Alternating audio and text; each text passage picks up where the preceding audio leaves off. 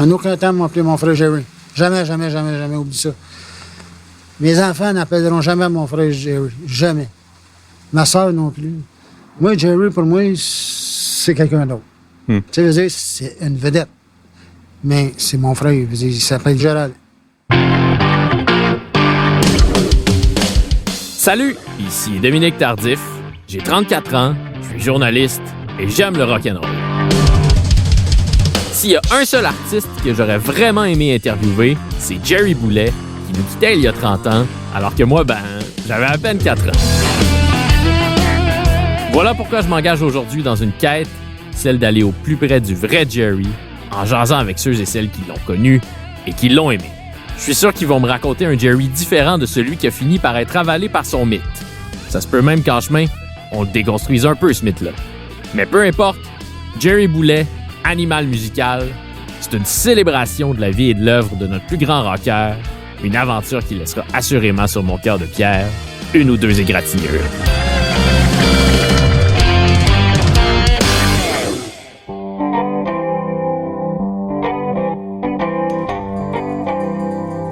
Ma quête s'amorce à Lac-à-la-Tortue en Mauricie, chez Denis Boulet, le frère aîné de Jerry, qui a accepté de nous recevoir, ce qui m'a rendu très heureux, non seulement parce qu'il accorde pas beaucoup d'entrevues, mais aussi parce que c'est avec lui que Jerry a commencé à jouer de la musique. Pour savoir comment était Gérald avant de devenir Jerry, on pouvait pas trouver mieux. Bon, j'avais peur un peu que Denis il soit pas trop jasant. On l'a souvent décrit comme un homme plutôt réservé. Mais comme vous allez le constater, Denis, il a de la gueule. Ça, c'est ses mots à lui. On était à peine sortis du char. Bastien il avait tout juste parti son enregistreuse. Bastien, c'est mon partenaire dans cette aventure. On venait tout juste d'arriver que Denis, là, il était assis sur son balcon et il nous racontait la fondation de son premier band, les Double Tones, un band qui va aussi devenir le premier groupe de Jerry. Jusqu'en 72, si Jerry est sur scène, Denis est vraiment pas loin.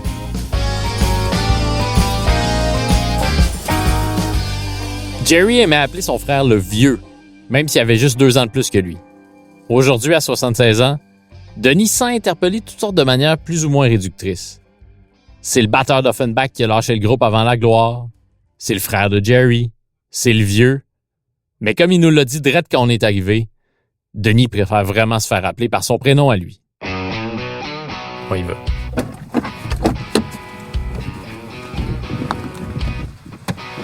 Salut Denis, ça va? Merci de nous accueillir. On est un peu en retard, on est désolé, mais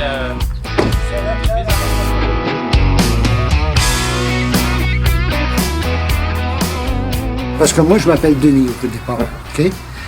Je croyais avec le frère de Jerry. Fait que, hey, j'aimerais ça t'inviter. C'est le frère de Jerry. Oui. Mais moi, je m'appelle Denis. C'est moi qui ai fondé tout ça. Ouais. Mais ça n'aurait jamais marché si ça avait pas été lui. Tu sais, au bout de la ligne, je pense que mon nom, il était quand même important. Tu sais, il ne m'appelle pas Joe Blow, aussi, il m'appelle Denis. Mais on est très content de faire l'entrevue avec vous parce que vous êtes quand même assez rare en entrevue. Vous n'avez pas accordé beaucoup d'entrevues au cours des dernières années. Pas vraiment. Pas vraiment. Ça, je disais à ma blonde tantôt, je dis, je n'ai pas ouvert mes portes bien gros. Là, tu sais, là,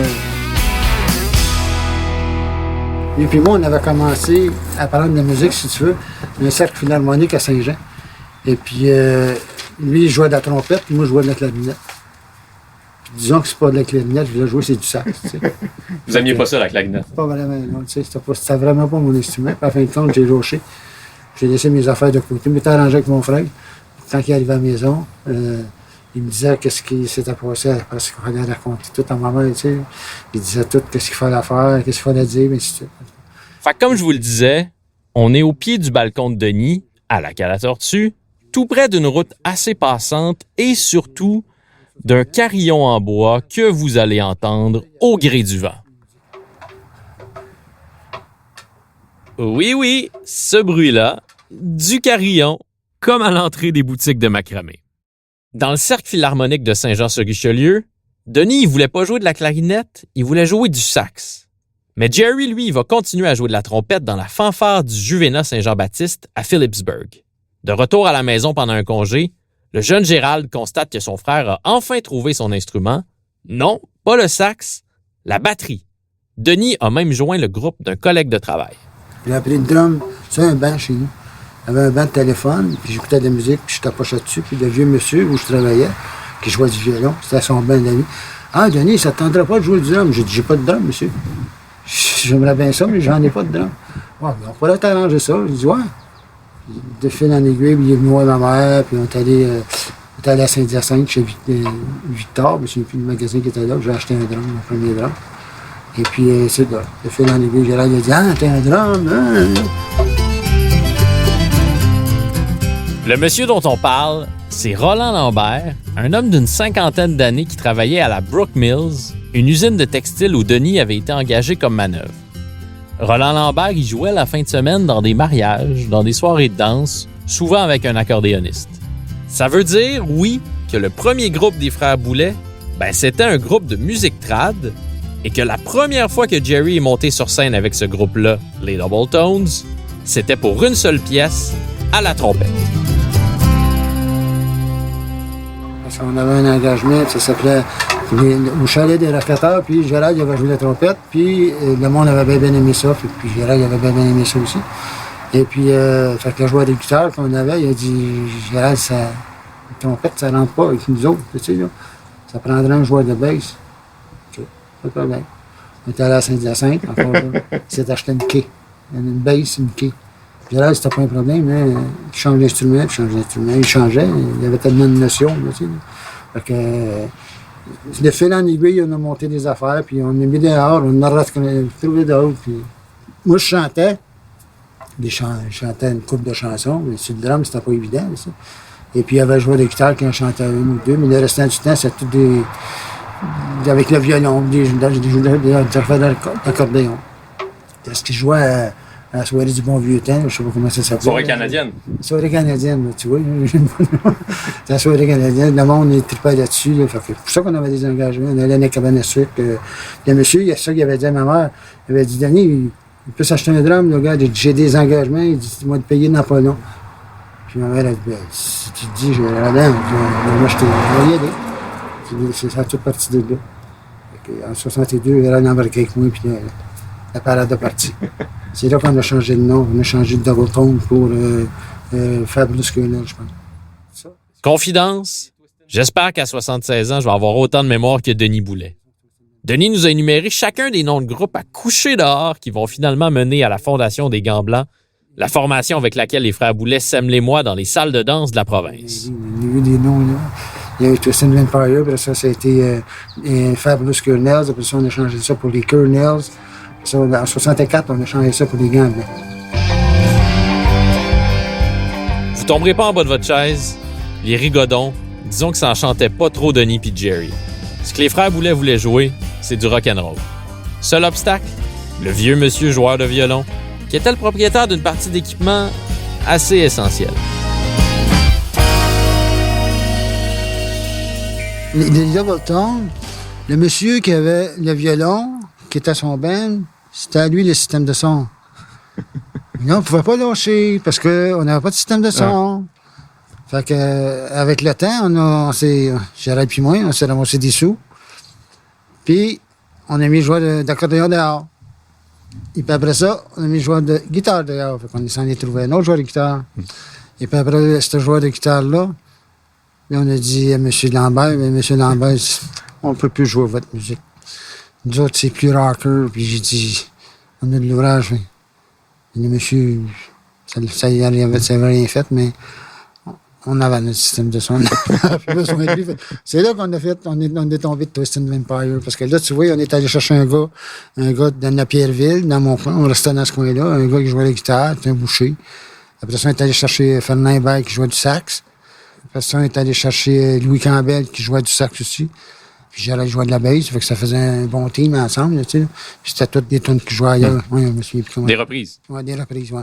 Tout ce qu'on jouait dans le temps, là, tu sais, là. Est-ce que c'est vrai que vous chantiez du Michel Louvain dans certains de ses premiers groupes? Ça, oui. J'ai lu ça dans la biographie de Mario Roy. Avec le monsieur qui jouait du violon, ouais, en face d'une église à Sabrevois. Ouais, c'est vrai. C'est toi qui chantais Sylvie, c'est ça? Ouais, c'est ça, Sylvie. Oui. Sylvie, c'est ça. On a eu beau essayer, Denis a malheureusement refusé de nous pousser quelques notes de la chanson Sylvie. Il a préféré nous raconter comment son frère est devenu le chanteur qu'on connaît. Et contrairement à ce qu'on pourrait penser, c'était pas gagné d'avance.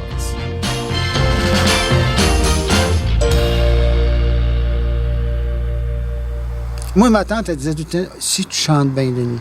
Tu sais, quand t'es jeune, t'es dans le chorale, tu sais. Fait que je disais, ben oui, ma tante, mais tu sais, dans le chorale... Gérald, il a été refusé de la chorale dans le temps. Parce qu'on était tous deux sur le messe, hein. Et puis, il cherchait quelqu'un dans la chorale pour remplir le chorale. Puis, il a passé des tests, on m'a accepté. Gérald a passé des tests, il a droppé, il a été refusé. Imagine-toi, aujourd'hui. Un des plus grands chanteurs québécois a été refusé. Il a été refusé. Ça, tu sais, là. Mais tu sais, quand tu reviens en arrière, tu te dis que ça n'a pas d'allure. Il y a plein d'affaires dans le monde qui n'ont pas d'allure quand tu reviens en arrière.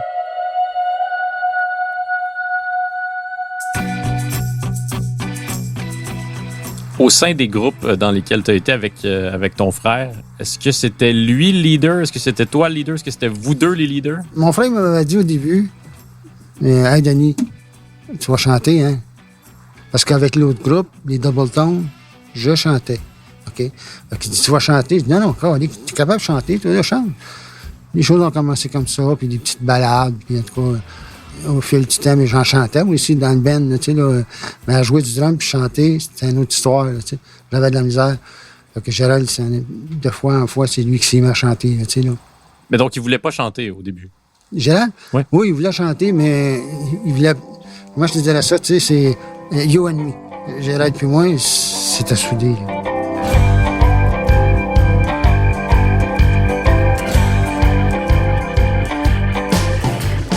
Pour les frères Boulay, les années 60, c'est la découverte du Québec, puis de l'univers grisant des salles de danse, puis ensuite des bars, où les gants blancs offrent aux gens de leur âge la trame sonore d'un méchant beau party. La capacité de Jerry à intégrer au set du groupe les nouvelles chansons rock populaires du moment, des chansons en anglais évidemment, est phénoménale et très utile aussi. Jerry pouvait même apprendre des chansons en français si vous insistiez. Pas de problème.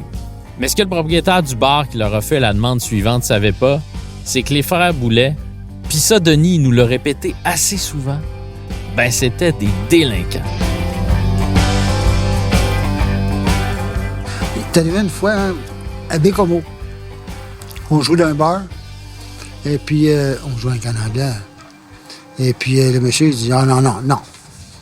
Vous allez jouer des tunes en français, ben vous allez vous en aller. Ils n'ont pas d'argent ici, là. » Gérald dit que tabarnak, tu sais qu'on va jouer. Gérald avait ses feuilles pour les paroles, tu sais. Les chansons de qui tu voudras, Michel Richard, whatever, n'importe quoi, tu sais, pour finir la semaine. Quand on a fini la semaine, dans la cour, il y avait une table, puis des chaises en bois. On a décidé de faire un feu. Il n'y avait plus de chaises, il n'y avait plus de bois, il n'y avait plus de table. On l'a brûlé. Après ça, c'est en allé. Et ça, c'était avec un mot. À Val-d'Or, j'ai joué très souvent.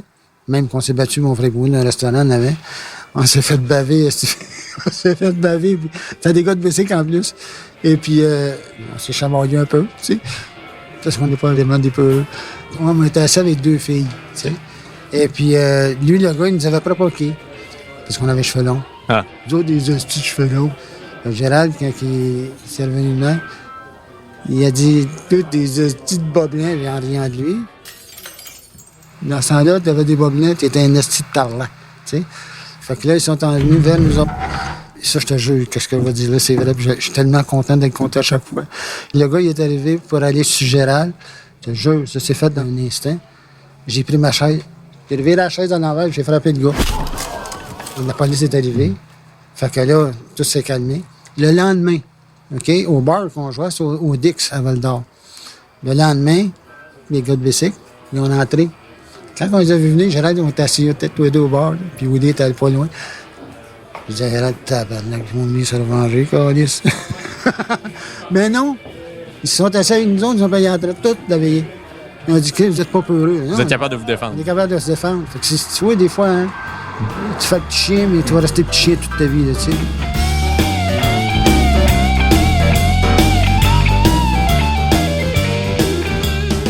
Les années 60, c'est aussi l'époque où, en spectacle, les groupes comme les Gants Blancs jouent à la perfection des chansons des Rolling Stones, du vrai rock, mais se ramassent parfois en studio à devoir donner vie à des traductions, disons, un peu fleur bleue. Entre autres, il y a une place qu'on a fait des 45 tours avec Tony Roman puis Cloutier. Là. Guy Cloutier? Hein, de la style marde. De la crise de marde, tu sais. Moi, Roman, c'est là qu'il a voulu changer le nom du groupe pour dire c'est Géraldo. Puis quand c'était ça, j'ai dit à Gérald, quand il est sorti là, puis je te dis tout de suite, si quand tu t'en vas avec Géraldo, no way, Denis n'est plus là. Il voulait que ça s'appelle Les Géraldo? Non. Juste Géraldo? Géraldo et ses musiciens. Non. Oui, je tiendrais pas à queue, ce n'est pas vrai. Fait que non. Fait que Gérald, il a dit, quand tu vas être le vieux. Fait qu'il a dit, m'en faire, parce que c'était la jeunesse d'aujourd'hui. Fait qu'il avait été faire ses tours. Et puis, quand il est sorti de là, il a dit à Roman de manger d'un petit char de merde. Puis c'est ce qu'il a fait. Il a pris le chèque puis il est parti. Et puis le chèque est parti.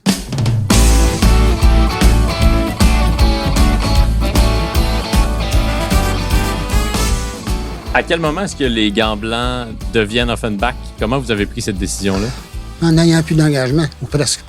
Parce que le yéyé, c'était sur la fin. Oui, mais là, c'est des choses, tu sais, nous autres, là, les Gants Blancs, tu avais une chose dans le temps, là, t'avais, je vais t'en nommer une coupe, mais il y en avait bien plus que ça. T'avais les Misérables, les Hauts-Laps, les Sultans, les Aristocrates, les Têtes Blanches, il y en avait, les Bel Air, les Lutins, les Bel Canto. Les têtes roses, les excentriques, oui. tout ça. Il y en avait. Mais nous autres, on a passé à travers de tout ça. Les groupes, ils tombaient comme des mouches, tu sais. Parce que plus t'as de groupes, moins t'as de salles de danse, là, dans ce temps-là. Les salles de danse, ils commençaient à dropper, là. Fait que là où tu veux jouer, t'as plus de salle de danse, parce qu'ils n'y arrivent plus, eux autres, là. Fait qu'à ce moment-là, nous autres, on a comme, on va aller dans les bars. C'est ce qui nous a fait en fonction de rester debout. On est resté debout par-dessus tout le monde. Mais pour rester debout par-dessus tout le monde, les Gants Blancs vont devoir laisser tomber les costumes et crinquer encore plus le volume des amplis.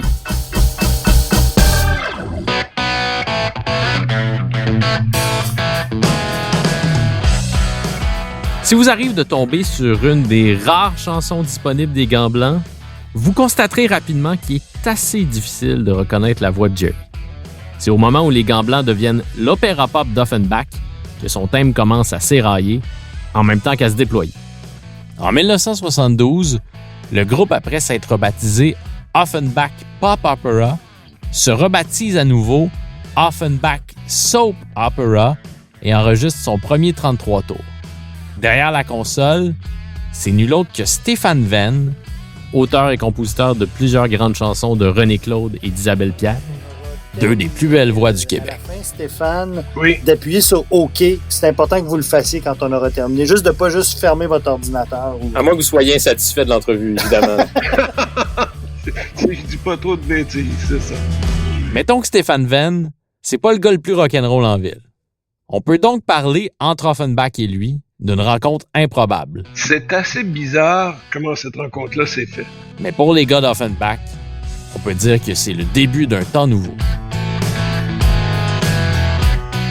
Fait que comment est-ce que Stéphane Venn, qui a créé la chanson « Et c'est pas fini, c'est rien qu'un début », comment est-ce que Stéphane Venn est devenu producteur et réalisateur du premier long jeu d'Offenbach? Il nous a raconté ça depuis chez lui, entre deux réunions Zoom avec ses collègues du service de l'eau de la Ville de Montréal, où il travaille toujours comme conseiller en communication stratégique. Il y avait mon ex-conjointe qui s'appelle Lise Lafontaine, qui est encore aujourd'hui une productrice passablement active. Et tout à coup, je reçois un appel d'elle, parce que moi, j'étais directeur artistique chez Barclay Canada, puis elle me dit, il y a peut-être un groupe de rock'n'roll qui pourrait t'intéresser. Et à ce moment-là, moi, je produisais René Claude, Isabelle Pierre, Pierre Lalonde, bon, etc. Rien à voir avec le rock'n'roll pesant. Mais ma femme savait évidemment que j'aime le rock'n'roll et surtout le rock'n'roll original des années 50 et 60. Donc, elle se sentait très à l'aise de m'appeler. Puis elle m'a dit, il y a un groupe que je vais te faire écouter, il s'appelle Offenbach. Puis je dis, bon, OK, je fais confiance à mon ex. Ben, j'étais un peu intimidé parce que c'était pas On me donne rendez-vous à 10h le matin, je sais pas trop, c'était peut-être l'hôtel Nelson ou quelque chose comme ça, là, une des salles qu'il y avait là. J'avais aucune idée à quoi m'attendre, je les connaissais pas, je les avais jamais entendus, mais j'étais tout seul dans la salle, puis eux étaient sur la scène, puis ils m'ont chanté des tunes. Une espèce d'audition, là. Mais c'était des bums, hein, habillés comme des bums, ils se comportaient comme des bums, mais c'était tellement sympathique. On se tutoyait long comme le bras. Tout à coup, il faisait noir dans la salle. J'étais tout seul assis sur une chaise qui sentait encore la boucane de la veille au soir. Ils s'installent là, puis ils se mettent à jouer. Puis on n'a pas jasé pas rien, là. T'sais, on se connaissait pas. Je suis arrivé au rendez-vous, ils ont monté leur stock sur scène, puis ils ont joué leur tune. Et les 2 premières tunes qu'ils m'ont chantées, c'est Colin de Blues, puis Il faut que je me pousse. Mais l'audition a arrêté là. Si vous êtes capable de faire ces 2 affaires-là, absolument géniales, moi, je vous prends sur Barclay Canada. C'est comme ça que le deal s'est fait, là, sur la base de ces 2 chansons-là. Pour moi, c'est une révélation. Là, je doute qu'il y avait, ni à cette époque-là, ni plus tard, de groupe de rock and roll aussi pur et aussi vrai que Offenbach au début des années 70.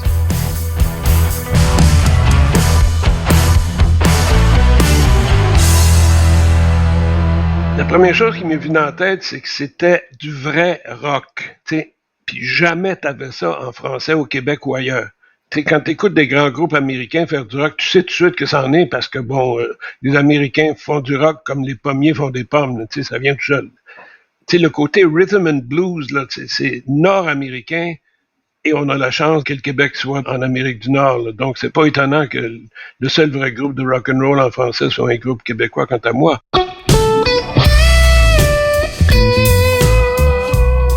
Deux chansons, c'est tout ce que ça prend à Stéphane Venn pour accepter de signer Offenbach chez Barclay Canada, la maison de disques dont il est à l'époque le directeur artistique. Deux chansons, c'est assez, parce qu'en 1971, Offenbach, c'est une machine de guerre composée de Jerry à l'orgue et à la voix, de son frère Denis à la batterie, de Michel Lamotte à la basse, tout le monde l'appelait Willie, et de Johnny Gravel à la guitare. Il y a aussi un petit nouveau dans le groupe. Un petit nouveau qui en impose pas mal, le cinéaste Pierre Harel. Les paroles de Faut que je me pousse et de Colin de Blues, c'est lui. Stéphane Venn est l'observateur privilégié de la première fois en studio de cette équipe du Tonnerre. Évidemment, eux n'avaient pas ni l'expérience du studio, ni très bonne réputation avec les maisons de disques. De fait, ils avaient été refusés par à peu près toutes les maisons de disques. Mais moi, je trouvais les 2 chansons, pas juste ces 2-là, mais toutes les autres aussi, tellement géniales et tellement du rock'n'roll pur, là, du vrai. T'sais. Pas une imitation de quoi que ce soit. Puis un rock'n'roll poétique, c'est drôle à dire, là, mais c'est certainement ça. Qu'est-ce qui distinguait ce groupe-là dans le paysage musical québécois de l'époque? Principalement qu'ils avaient réussi à conférer la même énergie avec des paroles françaises que les Anglos le font avec des paroles anglaises. Et ça, c'est le génie de Harel et c'est le génie d'interprète de Jerry. Offenbach compte parmi les pionniers du rock en français, ça va marquer les esprits. Mais ce qui distingue le groupe des autres artistes qui manient la guitare électrique au Québec, c'est que le rock d'Offenbach est aussi lourd, aussi viscéral que celui des Américains ou des Anglais. La cohésion de ce groupe-là, là, c'est pas croyable. Dans Colin de Blues, écoutez la partition de base de Lamotte, là, c'est dessus comme une tonne de briques, le drum est simple, la guitare est griffe, ils étaient d'une cohésion et d'une pureté. Puis le rock, c'est pas sophistiqué, il faut que ça soit ça. Il n'y a pas de bémol puis pas de dièse dans le rock. C'est bang, what you hear is what you get. Il y a zéro sophistication, mais cette espèce d'énergie brute, eux, ils avaient réussi à le faire en français. Puis à mon avis, du vrai rock'n'roll en français, c'est le seul qui existe au monde. Même Charlebois, c'est sophistiqué, c'est pas vraiment, je l'ai dit, Charlebois, c'est pas vraiment du rock, mais pas comme Offenbach. C'est pas du rock pesant comme Offenbach. Chez Charlebois, il y a un côté second degré, c'est écoutez-moi bien, je vais faire du rock. Offenbach, c'est pas écoutez-moi bien, on va faire du rock, c'est nous sommes du rock. puis là, la toune part, puis veux pas, tu l'aimes.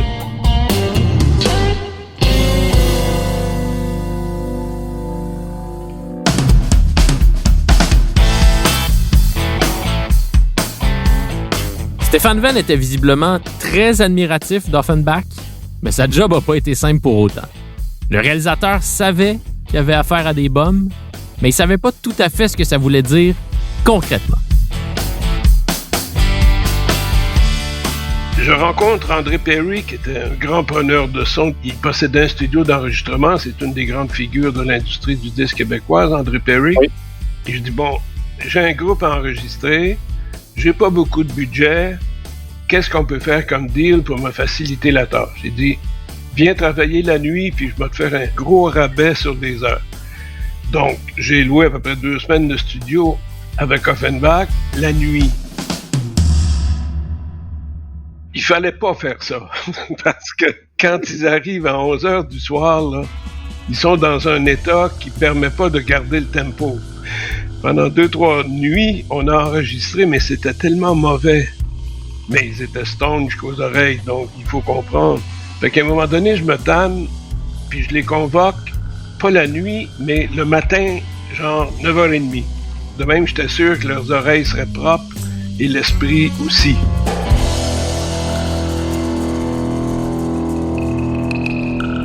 Fait que là, je leur fais écouter ce qu'on avait enregistré les 3 jours d'avant, puis c'était abominable, ils s'en sont rendus compte, le tempo se promenait. Eux, ils pensaient qu'ils étaient bons, bien sûr, ils étaient gelés, mais c'était pas vraiment bon. Fait qu'ils ont compris que désormais, quand ils arrivaient en studio, quelle que soit l'heure, et on a continué à travailler la nuit, il fallait qu'ils soient le plus clean possible. Et là, ça a été merveilleux. Vraiment, la magie a opéré, puis ça a été la job d'un réalisateur artistique. Je faisais rien. Avec des groupes de rock'n'roll, tu fais rien, tu les laisses faire. Parce que l'usine à musique, c'est le groupe. Tu leur dis pas quoi faire. Il faut que tu les mettes dans la bonne ambiance, puis tu pèses sur le piton, puis ça enregistre.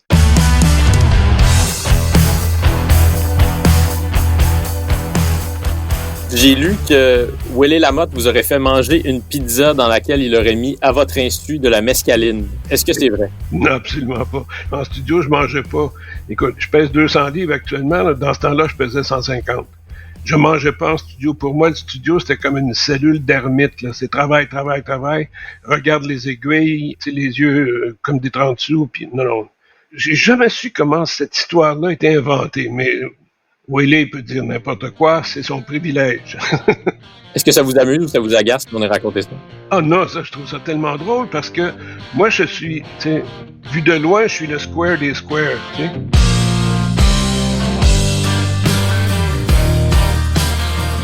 Bon, là, va falloir que vous choisissiez quelle histoire vous trouvez la plus crédible entre celle de Stéphane Venn et celle de Pierre Harel, qu'on vous fait entendre un peu ici pour les besoins de la cause, mais avec qui on va jaser davantage dans le 2e épisode. Harel, lui, il en démarre pas. L'histoire de la mescaline, c'est arrivé pour vrai.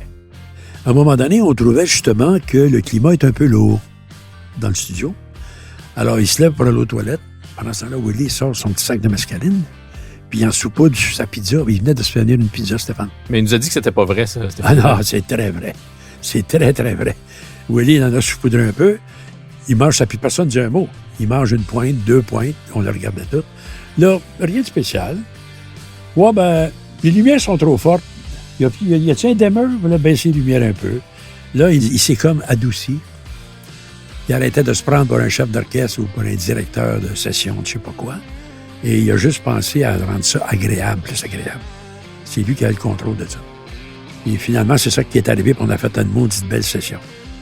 Mais Willie n'avait pas mis assez pour le jeter à terre. Là.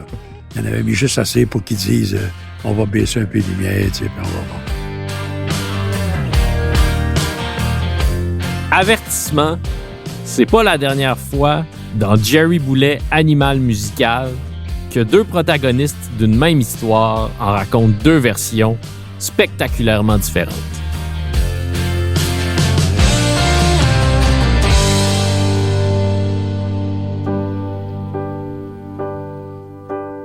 Et à un moment donné, c'était le temps d'enregistrer « Faut que je me pousse », qui est pour moi une des grandes chansons d'amour et chansons tout court du répertoire québécois. Fait que là, il me demande, et qui m'avait demandé? C'est Jerry qui m'a dit, parce que Jerry, dans cette tune-là, sur scène, c'est lui qui jouait les claviers, OK. Puis il vient me chercher, il dit, c'est toi qui vas jouer les claviers. Je dis, tu fous? Un, je suis pas dans l'Offenbach. Deux, OK, je l'ai entendu 2-3 fois, je sais qu'est-ce qu'il faut jouer, là, mais il voulait rien savoir. Donc, il m'a forcé à jouer la partie de piano sur Faut que je me pousse et sur... Donc, je suis le seul musicien non-rocker qui joue sur un disque de rock québécois.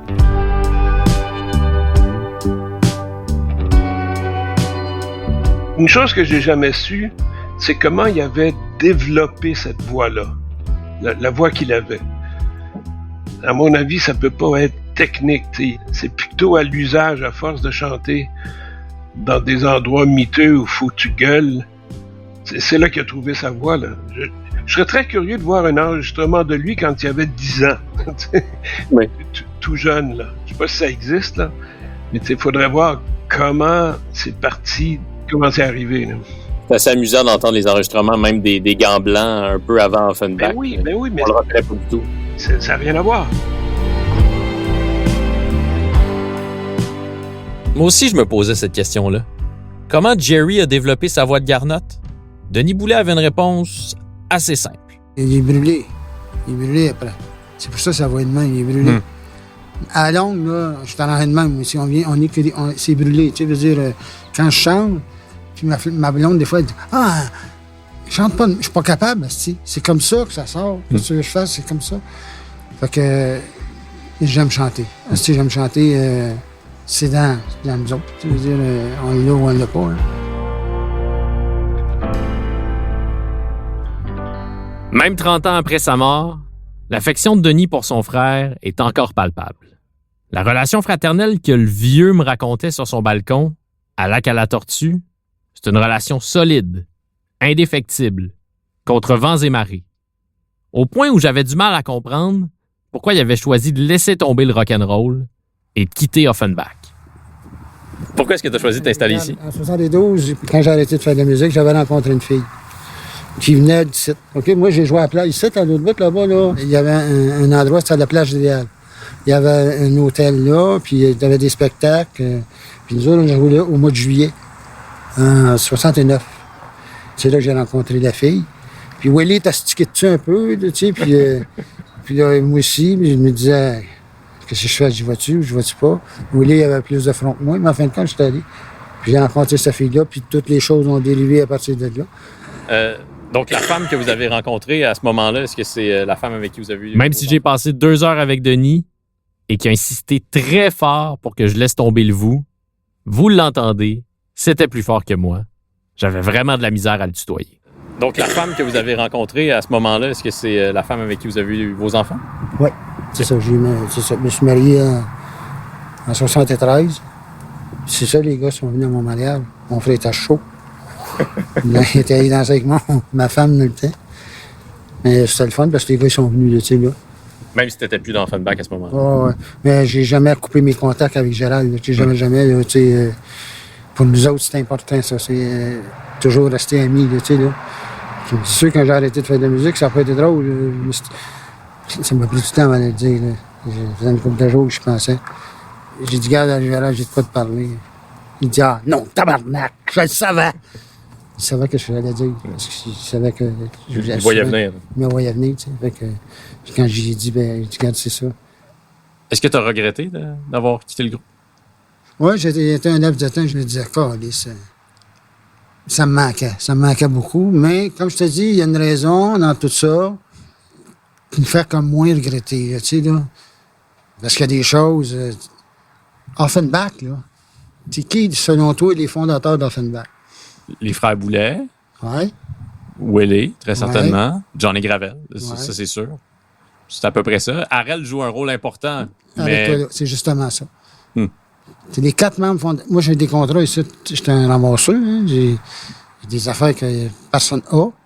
Puis j'ai mes contrats signés du groupe Offenbach, de 4 membres d'Offenbach. Je me souviens de là, mais Harel, j'ai rien contre lui. Lui, il dit que c'est un membre fondateur d'Offenbach. Lui, il dit que c'est un membre fondateur. Il a aidé. Il a aidé à la progression d'Offenbach. Ça, je l'accorde. C'est un des meilleurs paroliers du Québec. Ça, j'enlèverai jamais ça. Jamais. Mais il n'a jamais fondé Offenbach.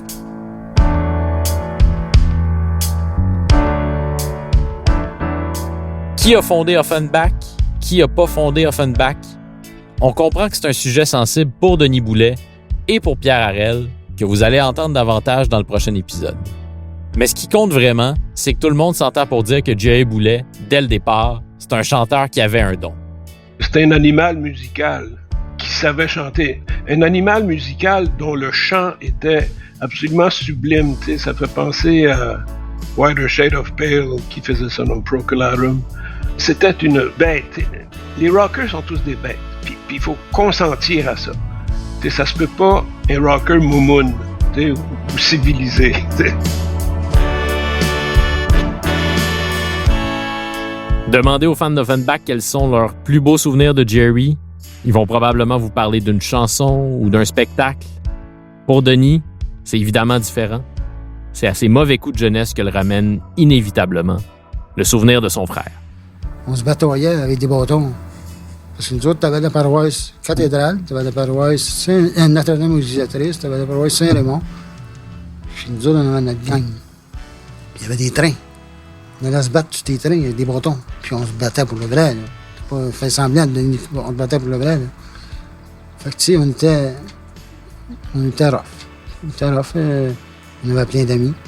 Parce que quand t'es rough, t'as plein d'amis. Quand t'es doux, ils t'envoient chier, tu sais. Fait que, c'est vrai, dans le fond. Fait que, non, mon frère m'a dit de quoi que c'est quelque chose. Pour ça que le monde l'aime aussi, tu sais. Quelqu'un de bien. C'est toujours vivant un petit peu pour toi. Toujours, il devait tout le temps en être. En rentrant à Montréal, pendant que Bastien cherchait du rock à la radio, je me disais que de rencontrer Denis Boulet, c'est un peu comme mettre les pieds dans une réalité parallèle.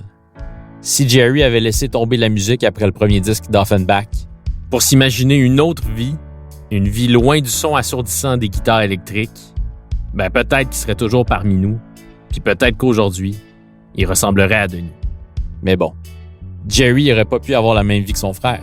Denis, après Offenbach, il est devenu ébéniste, puis Jerry, lui, il paraît qu'il était même pas capable de visser une vis. Ce qui est sûr, en tout cas, c'est qu'en parlant avec Denis, quand je me fermais les yeux, dans sa voix, dans ses quintes de tout, c'est un peu Jerry que j'entendais. Quand je me fermais les yeux, j'avais moi aussi un peu l'impression qu'à travers Denis, Jerry était toujours vivant. Fait que pour ça, merci Denis.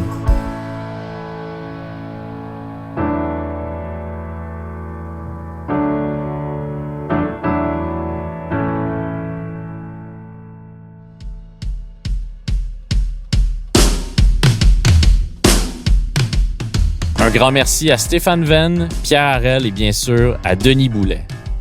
Vous pouvez poursuivre votre aventure en explorant le vaste catalogue d'Offenbach, disponible ici sur Cube Musique. Salutations à ceux sans qui cette aventure aurait été impossible, mes amis de rock, Bastien Gagnon-Lafrance et Philippe Séguin. Ici Dominique Tardif, qui pourra pas vous le dire assez souvent. Merci! Jerry Boulet, Animal musical, est une exclusivité Cube Musique.